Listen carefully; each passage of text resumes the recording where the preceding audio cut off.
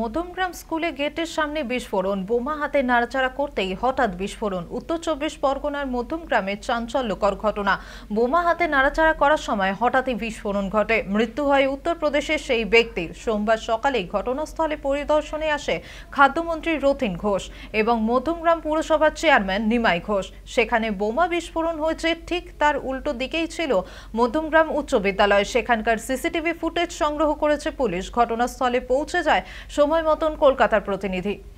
গতকাল মধ্যরাতে মধ্যমগ্রাম স্টেশন সংলগ্ন এই যে জায়গা রয়েছে ঠিক তার উল্টো দিকে কিন্তু মধ্যমগ্রাম উচ্চ বিদ্যালয়, তার সামনে এই যে বসার জায়গা, সেখানেই কিন্তু বিস্ফোরণে কেঁপে ওঠে। গতকাল মধ্যরাতের এই ঘটনাস্থলে কিন্তু গতকাল মধ্যরাতেই মধ্যমগ্রাম থানার বিশাল পুলিশ বাহিনী আসেন এসপি, অ্যাডিশনাল এসপি এবং এসডিপিও।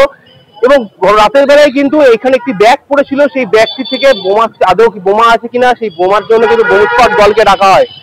এরপরে কিন্তু বোম স্কোয়াড দল আসে এবং বোম স্কোয়াড দল কিন্তু দীর্ঘক্ষণের প্রচেষ্টায় এখান থেকে সেই ব্যাগটিকে উদ্ধার করে। আজ সকাল হতে কিন্তু এখানে ঘটনাস্থলে আসেন খাদ্যমন্ত্রী রথীন ঘোষ এবং এই যে মধ্যমগ্রাম পৌরসভা রয়েছে মধ্যমগ্রাম পৌরসভার চেয়ারম্যান।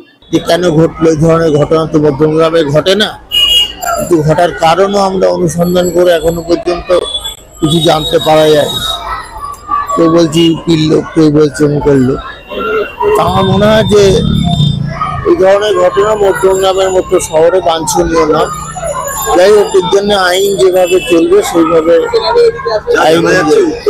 এইটা যতক্ষণ না পুলিশ অনুসন্ধান করে বার করতে পারছে কি উদ্দেশ্য নিয়ে এইখানেই এসে বসেছিল, এবং এই এলাকার স্বাভাবিকভাবে একটা মানুষের মধ্যে আতঙ্ক আছে। আমি বিশ্বাস করি যে মধ্যমগ্রামের মানুষ খুব শান্ত মানুষ, কিন্তু পুলিশ নিশ্চয়ই খুঁজে বার করবে যে লিঙ্ক। মধ্যমগ্রামে সোদপুর রোড বলুন, বাদু রোড বলুন, যশোর রোড বলুন, আমাদের পুরোপুরি সিসি ক্যামেরায় আমাদের লাগানো আছে। এই জায়গাটায় সেই জায়গাটায় আমাদের সিসি ক্যামেরা নেই। আমাদের মাননীয় মন্ত্রী, খাদ্যমন্ত্রী রথীন ঘোষ সরজমিনে এখানে এসছেন। আমরা পৌরসভাগতভাবে লাইনের ওপারে আমাদের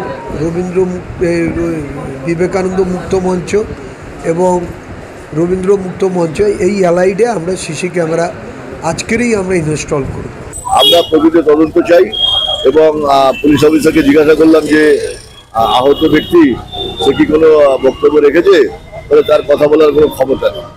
যাই হোক, মধ্যমগ্রাম স্কুলের সিসিটিভি আছে, মধ্যমগ্রাম স্কুলের প্রবেশদ্বারে ডান দিকে বাদিকে সিসিটিভিটা দেখার পরে একটু পর্যবেক্ষণ করলে ভালো হয়। প্রকৃত তদন্ত চাই।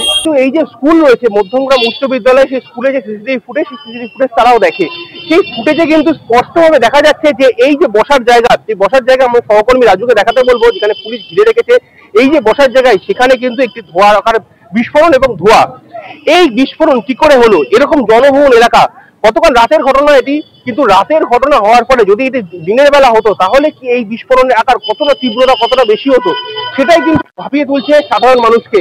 দিনের বেলা হলে ছাত্রছাত্রী না, ওখানে অনেক আমাদের অভিভাবকরাও বসে থাকেন ওই মুক্ত মঞ্চের মধ্যে, সুতরাং দিনের বেলা হলে অবশ্যই ক্ষতি হতো। এই যে ঘটনা, সেই ঘটনার পরে কিন্তু কার্যত চাঞ্চল্য ছড়িয়েছে এলাকায়।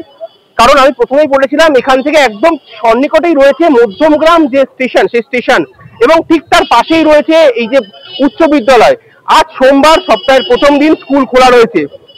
এই ঘটনা যদি দিনের বেলা হতো তাহলে কিন্তু একটা বিশাল ক্ষতি হতে পারতো, এমনটাই কিন্তু আশঙ্কা করছে স্থানীয় মানুষেরা। মধ্যমগ্রাম থেকে রাজু দাসের সাথে দীপ সেন, সময় কলকাতা।